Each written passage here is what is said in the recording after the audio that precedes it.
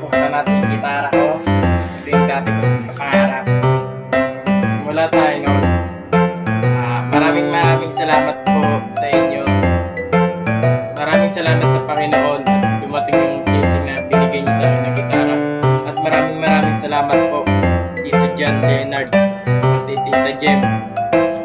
Maraming salamat po sa inyo. Dati ko lang pong pinapangarap na magkaroon ng gitara. Salamat sa mga atin. Salamat ko pa ata po.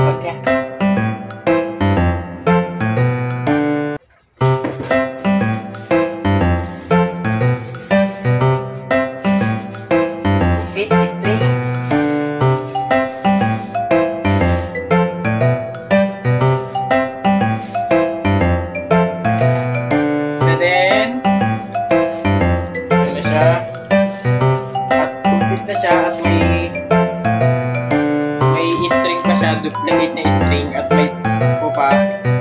Ito yung tunay na gitara niya. Okay na po ito. Ito siya. Buksan natin to. Ito yung bag niya. Pakita ko. Ito yung bag niya to. Nasabitan po yan. Yan. Yung bag niya to. Tita Jem, ito po yung bag niya. Ito pa. May duplicate pa kasi ito eh. Tingnan natin ha. Ito, string to. Pag may nasira dito yung string, maano po natin to. At may ano pa siya. Dito nalalagay yung tali sa gitara. Yung tali sa gitara. At dito, may ano na. Parang ano ba? May kapo. Pati may ano na. Parang pick guitar. At may ano siya, duplicate. So, magagamit natin to. Tago natin ito. At gusto nyo masubukan, ready na kayo. I-edit pa natin to.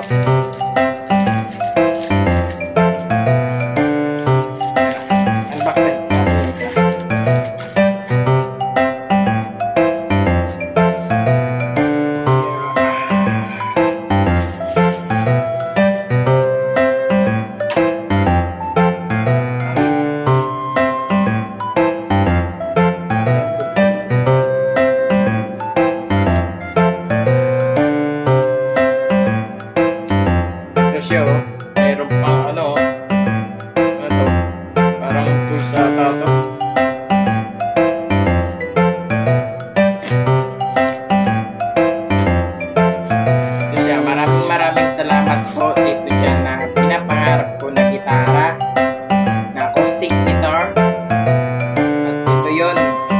pinakaantay natin. Maraming salamat po at sa pagregalo sa akin to.